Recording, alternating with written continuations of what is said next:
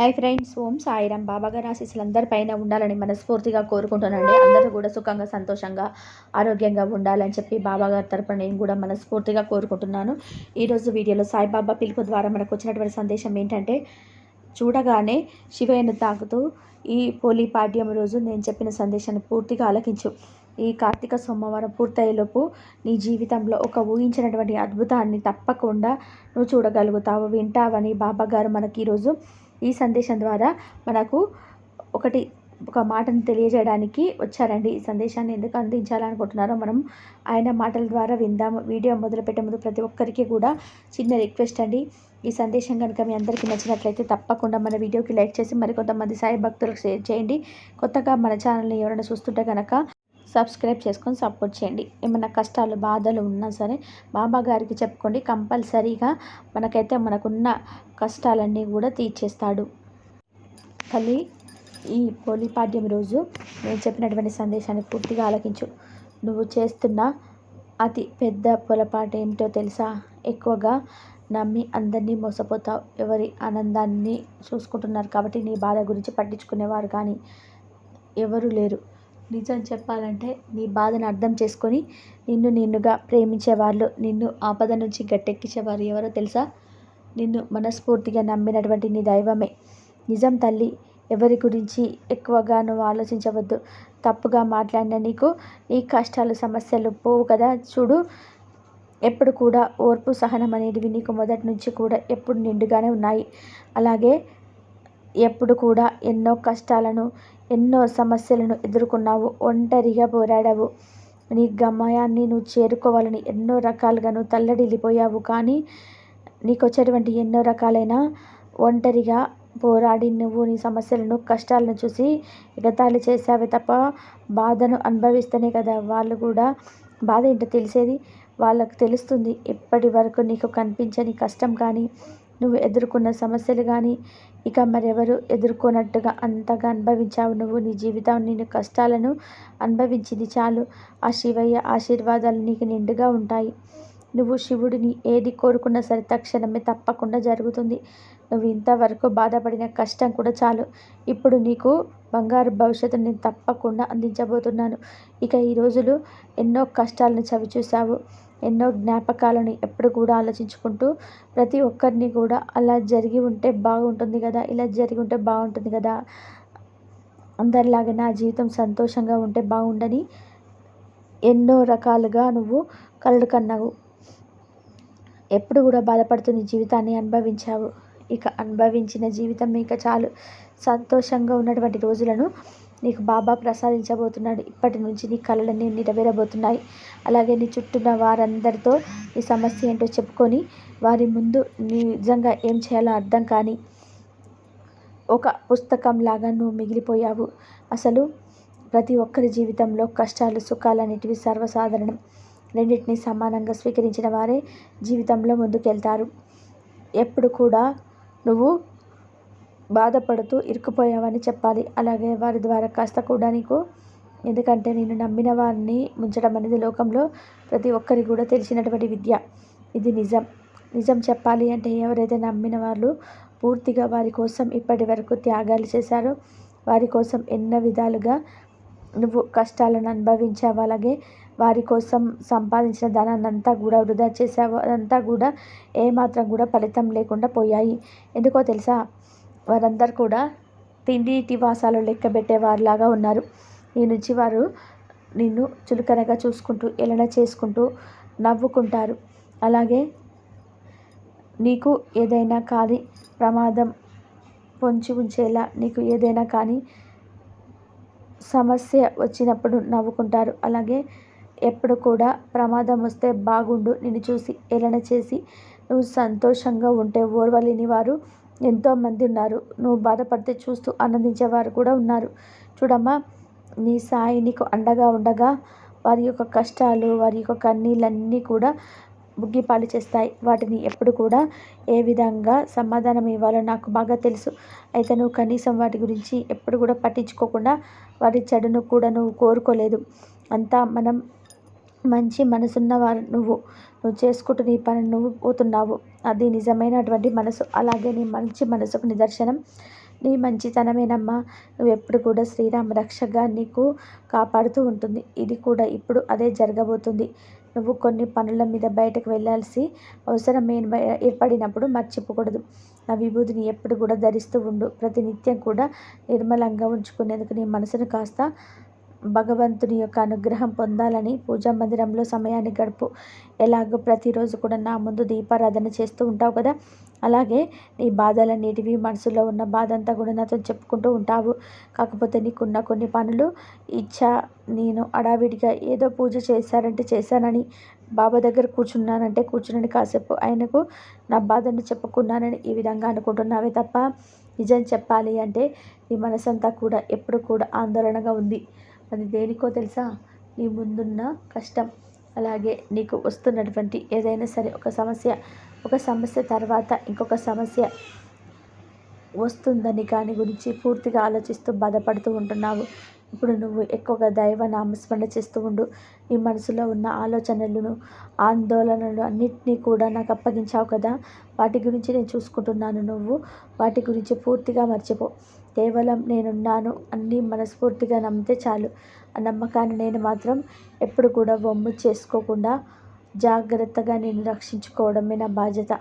నీవు నన్ను ఎప్పుడు కూడా ధ్యానిస్తూ ఉంటే చాలు. నీకు ఈ సాయి అన్నటువంటి ఒక గొప్ప అనుభూతి నీకు ఏ విధంగా ఉంటుందో తప్పకుండా చూపేటువంటి బాధ్యత నాది. ఇప్పటి వరకు పుట్టినప్పటి నుండి పడుతున్న కష్టాలను కానీ, సమస్యలు కానీ, ఇవన్నీ కూడా నీకు కొత్త ఏం కాదు కదా. ఇప్పుడు నీకు రాబోతున్న కష్టం కూడా పెద్దదేం కాదు. ఎందుకంటే నీ నుంచి లాభం పొందిన వారు నీకే హాని తలపెట్టాలని చూస్తున్నారు. కాబట్టి వారి గురించి నువ్వు ఎలాంటి కష్టం కూడా రానివ్వకుండా, ఏ కష్టం పెద్దది కాకుండా నేను జాగ్రత్తగా చూసుకుంటాను. నువ్వు ఈలోపు కొంచెం ఓర్పు, సహనంతో ఉండు. నీ పని నువ్వు చేసుకుంటూ వెళ్ళు. అలాగే నీ సమస్య, నువ్వు పడుతున్న ఆవేదన వ్యక్తపరచవద్దు. తప్పకుండా నువ్వు వెళ్ళే దారిలో గొప్ప విజయాన్ని సాధిస్తావు. తప్పకుండా రాబోయేటువంటి ఆ రోజుల్లో మాత్రం నీకు ఉన్న సమస్యలు, కష్టాలన్నీ కూడా మటమాయం చేసే బాధ్యత కూడా నాది. నీ సాయి తండ్రి అండగా ఉంటున్నందుకు నీకు భయం ఏమీ వద్దు. ఎలాంటి కష్టంలో ఉన్నా కూడా మనస్ఫూర్తిగా సాయి అని ఒక్కసారి నామని స్మరించుకుంటే చాలు. నేను ఎక్కడున్నా సరే పరుగున ఏదో ఒక రూపంలో వచ్చి నీకున్న కష్టాలను గట్టెక్కించని వెళ్తాను. నేను ఎప్పుడు కూడా నీకు కంటికి రెప్పలాగా కాపాడుకుంటూ వస్తున్నాను. నేనుండగా నీకు ఇక ఎటువంటి భయం లేదు. నా సాయి తండ్రి ఉన్నాడని ధైర్యంగా ఉండు, సంతోషంగా ఉండు. ఎప్పుడు కూడా నీ ఆలోచనలన్నీ కూడా మంచిగా ఆలోచించు. నీకంతా మంచిగా జరుగుతుంది. నేనుండగా నీకు అసలు భయం, దిగులు ఎందుకు చెప్పు? అవసరం లేదు. చెప్పాను కదా, సంతోషంగా నిద్రపో అని. ఎప్పుడు కూడా ఎన్నో రకాల సందేశాల ద్వారా తెలియజేస్తున్నా కూడా నువ్వు ధైర్యాన్ని ఎప్పుడు కూడా వ్యక్తపరచుకుంటూ వస్తున్నావు. క్షణం కూడా బాధపడుతున్నావో నాకు తెలుసు. ప్రతి క్షణం నువ్వు ఏ పనిని మీద దృష్టి పెట్టలేకపోతున్నావు. కొన్ని పనులు నువ్వు మొదలుపెట్టినప్పుడు కూడా పని కూడా దానంతట అది చెడిపోతుంది. కానీ ధైర్యంతో, ఆశతో ఉంటున్నావు. ఎందుకంటే గొప్ప శక్తి నీలో దాగుంది. అది నువ్వు చేసే పనులలో ఇప్పుడు చిరగొడుతూ ఉంది. ముందు రోజులలో తప్పకుండా నీకు అది ఉపయోగపడే విధానంగా ఉంటుంది. ఈ పనులన్నీ కూడా సఫలం చేసేలా నీకు మంచి అందమైన జీవితాన్ని ప్రసాదించేలాగా చేస్తున్నాను. కాబట్టి నీలో ఉన్న భయాన్ని పక్కన పెట్టు. నువ్వేమీ చేయనట్టుగా పరిస్థితులలో, అసలు పూర్తిగా అంధకారంలో ఉన్న పరిస్థితి, నేను నీకు జాగ్రత్తగా వీడుకోలు చూపిస్తూ జాగ్రత్తగా కాపాడుతూ ఉన్నాను. కాబట్టి ఇప్పటి వరకు నువ్వు దారిని కోల్పోకూడదు, జాగ్రత్తగా నిలబెట్టుకున్నాను, ప్రయత్నాన్ని చేస్తున్నాను. ధైర్యంగా అడుగుపెట్టు, ముందుకు వెయ్యి. ఎలాంటి భయం ఉన్నా సరే ఆ భయాన్ని విడిచిపెట్టు. ఎందుకంటే నేను ఒప్పుకుంటాను, గతంలో జరిగిన చేదు అనుభవాల వల్ల నువ్వు ఎంత బాధపడుతున్నావు అనేది నాకు తెలుసు. ఇప్పుడు నీకు జీవిత గతం అంతా ఆలోచించడం వల్ల ఎలాంటి ప్రయోజనం ఉండదు కదా. కాబట్టి ఇప్పుడు ఒకసారి నువ్వేంటంటే నీకు ఒక మంచి వెలుగుదారిని చూపించబోతున్నాను. అలాగే మంచి శుభవార్తను చేయబోతున్నాను. దిష్టితో ఉన్నవారిని ఎలాగైనా దెబ్బతీయాలని నానా రకాలుగా ప్రయత్నం చేయబోతున్నారు. కాబట్టి వాళ్ళ ప్రయత్నాలు కూడా వృధా ప్రయత్నాలు లాగానే ముగించబోతున్నాను. ఎందుకంటే వాటన్నిటినీ కూడా అడ్డంగా నేను నిలబడతాను. వాటన్నిటికీ కూడా చేసే ప్రయత్నాలకు వెనక్కి తిప్పి కొట్టే విధానంగా చేయబోతున్నాను. ఇక నీకు ఎలాంటి భయం లేదు. ఎవరి వల్ల ఎలాంటి సంభవించదు. నీకు కొన్ని జ్యోతులు నువ్వు చూడలేవు.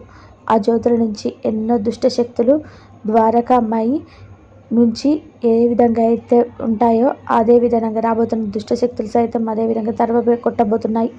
వారు చేసే ఇతరులకు పాయెత్తులు వేసి వారికి వెనక్కి తిప్ప కొట్టేలాగా వారు ఎంత తప్పు చేస్తున్నారో తెలిసొచ్చేలాగా చేస్తాను. కాబట్టి నువ్వు ఎవరి గురించి ఎక్కువగా పట్టించుకోకూడదు. అలాగ జరిగిపోయిన కథ గురించి కూడా తప్పకుండా బయటకు వచ్చేటువంటి ప్రయత్నం చేయి. ఎందుకంటే ఆ చీకట్లో నువ్వు ఉంటే నువ్వు కోరుకున్నది ఎప్పటికీ కూడా దక్కదు. నీలో మార్పు కూడా రాదు. జరిగిపోయింది ఏదో జరిగిపోయింది. కష్టాలు, సమస్యలు ఇవన్నీ కూడా ముందు పలకరించి ఇక నుంచి నువ్వు వాటిని కొత్తగా ఏవి కూడా నీ జీవితంలో ఆహ్వానించేటువంటి ప్రయత్నం అయితే నువ్వు చేయలేవు. కాబట్టి ఏ కష్టానికి ఏ విధంగా అయితే అనుకూలంగా వాటికి తగినట్టుగా విధానంగా నడుచుకోవాలని ఇప్పటి వరకు నీకు పూర్తిగా అర్థమయ్యేలా చేశాను కదా. అలాగే దానికి తగిన విధానంగా నువ్వు ప్రవర్తిస్తూ జాగ్రత్తగా ఉండి జీవితంలో ముందడుగు వేయాలని ఈ సాయిబాబా నీ నుంచి కోరుకుంటున్నాడు. నీకు ఏమి కూడా కష్టమైన పనులు చేయవని చెప్పడం లేదు అని నీకు సమయం ఉండొచ్చు, లేకపోవచ్చు. అలాగే నా పూజ చేస్తేనే కేవలం నా బాబా నన్ను అనుగ్రహిస్తాడని మాత్రం ఎప్పుడు కూడా అనుకోవద్దు. నీ మనసు నిండా నామస్మరణ లేదంటే నా యొక్క రూపాన్ని ధ్వానిస్తూ ఉండు. అయినా సరే నీకున్నటువంటి బాధలు, విచారాలన్నీ కూడా నా పైన వేస్తే చాలు. నువ్వు నిశ్చితంగా ఉండమని చెప్తున్నాను కదా. నేను పెద్ద పెద్ద పని చేయమని చెప్పటం లేదు. అలాగే జాగ్రత్తగా సంతోషంగా ఉండమని మాత్రమే చెప్తున్నాను. అలాగే నేను ఎప్పుడు కూడా దుష్టశక్తులు నీ చుట్టూ చేరి కొన్ని దుష్టశక్తులని వారి చేసే చెడు దృష్టి నీపై ఉన్నదని చెప్తున్నాను. కాబట్టి ఏ సమయంలోనైనా సరే నువ్వు నన్ను పూజించాలన్నా సరే పూజించలేకపోతున్నాను బాబా అని అవసరం లేదు. నా దేవాలయానికి రావాలని నీ మనసులో అనిపించినా కూడా రాలేనటువంటి పరిస్థితులు ఉన్నా కూడా అర్థం చేసుకోగలను. ఎందుకంటే నేను నీ జీవితాన్ని, కుటుంబాన్ని, నీలో వచ్చిన మార్పులను సర్వం తెలిసినటువంటి సాయికి ఏ విధంగా కష్టపడుతున్నావో, ఏ విధంగా బాధలు అనుభవిస్తున్నావో, అలాగే ఏ ప్రయత్నం చేయకుండా నువ్వు ఖాళీగా ఉండవు కదా. నువ్వు అంతగా ఏదో ఒక ప్రయత్నం చేస్తున్నావు. నీ కుటుంబంలో ఉన్న వారందరికీ కూడా ఏదో ఒక విధానంగా ఉపయోగపడే విధానంగా మంచి పనులు చేయించుకొని అందులో ఏ విధమైన మార్పు లేకుండా ముందుకు వెళ్ళలేక ప్రతి పని కూడా ఆటంకాలు ఎదురుతుంటే బాధతో అలా కూర్చొని ఏం చేయాలో అర్థం కాకుండా ఉన్నావు. కాబట్టి నీకున్న బాధలు, విచారాలన్నీ కూడా నాపై వేసావు కదా. ఇక నిశ్చితంగా ఉండు. నీ పని నువ్వు అడ్డు తగలకుండా వారందరికీ కూడా దూరం చేసే పనిలో నీకు విజయాన్ని సాధించే విధంగా గొప్పగా అనుగ్రహించబోతున్నాను. నువ్వు చేసిందంతా ఏంటో తెలుసా? కేవలం నేను ఎవరైతే పతనం చేయాలని, అలాగే నువ్వు ఎంచుకున్న పని అసలు ముందుకు సాగకుండా దానిని ఎన్నో ఆటంకాలు సృష్టిస్తున్నావు. చూడు, వారందరికీ కూడా సంతోషంగా, ఆనందంగా, ప్రేమగా పలకరిస్తూ ఉండడమే ఎందుకంటే నువ్వు అలా చేయడమే మంచిది. ఒకవేళ నువ్వు వారితో ఏదైనా దురుసుగా మాట్లాడినా లేదా వారి దృష్టిలో చెడుగా ప్రవర్తించినా సరే, వారు ఇంకా నీపై ఎక్కువ విపరీతమైన కక్ష పెంచుకొని ఏదైనా కానీ నిన్ను ప్రమాదంలో పడవేసేటువంటి కొన్ని పనులు చేస్తారు. కాబట్టి వారితో మాత్రం ఎప్పుడు కూడా సంతోషంగా, ప్రేమగా ఉండు. నీతో వారు ఏ విధంగా అయితే నటిస్తున్నారో నువ్వు కూడా వారితో అదే విధంగా నడుస్తూ ఉండు. జీవితం నీదే, నీ కష్టం నీదే, అలాగే నీ గెలుపు కూడా నీదే. కాబట్టి నువ్వు పడితే నువ్వు లేవాలి తప్ప పడడం వల్ల వచ్చే బాధ ఏంటో నీకు తెలుసా? వారు ఎప్పుడు కూడా తెలియదు. కాబట్టి ఇప్పటి నుంచి నువ్వు ఎన్నిసార్లు పడుతూ లేస్తున్న సహనాన్ని, ఓర్పుని ఎన్నిసార్లు నిరూపించాలనుకున్నా కూడా నువ్వు ఏమాత్రం కూడా బాధపడాల్సిన అవసరమే లేదు.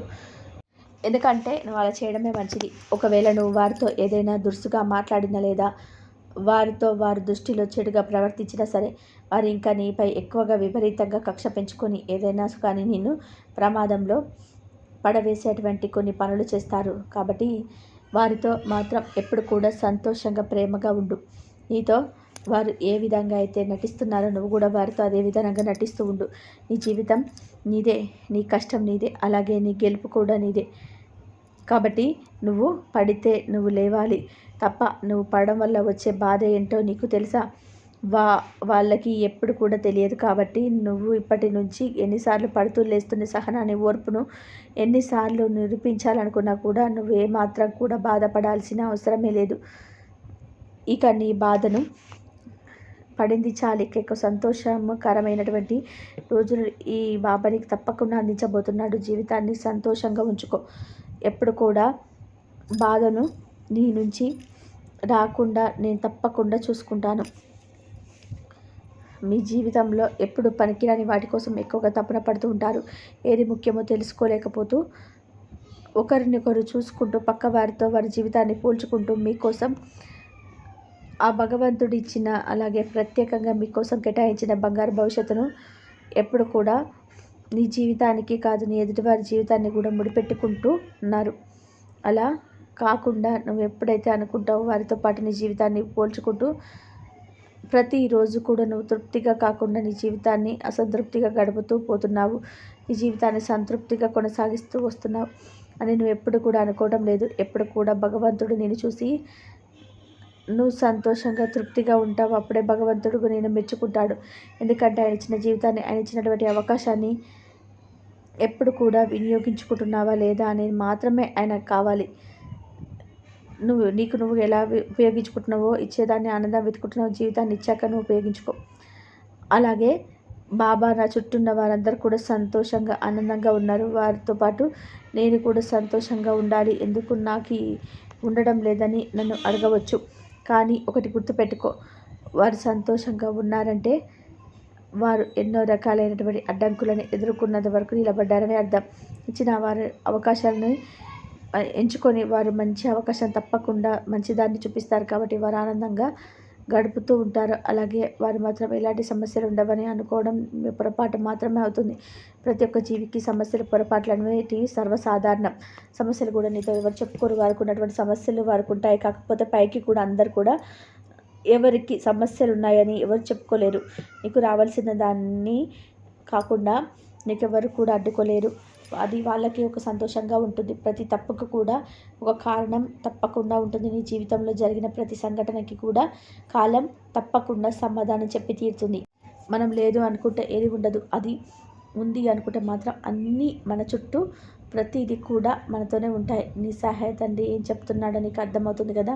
నేను ఎప్పుడు కూడా అది చేయలేదు, ఇది చేయలేదు, నాలో అంత శక్తి ఉందా అని నువ్వు ఎప్పుడు కూడా నాకు ఇది లేదు, అది లేదని నేను నిరాశ పడుతూ ఉంటే ఇప్పటి వరకు నీ జీవితంలో ఏది కూడా సాధించలేకపోవడానికి కారణం కూడా ఇదేనమ్మా. ఎప్పుడు కూడా నిన్ను ఇది చేయలేనేమోనని భయంతోనే ఉంటావు, నిరాశతోనే ఉంటావు.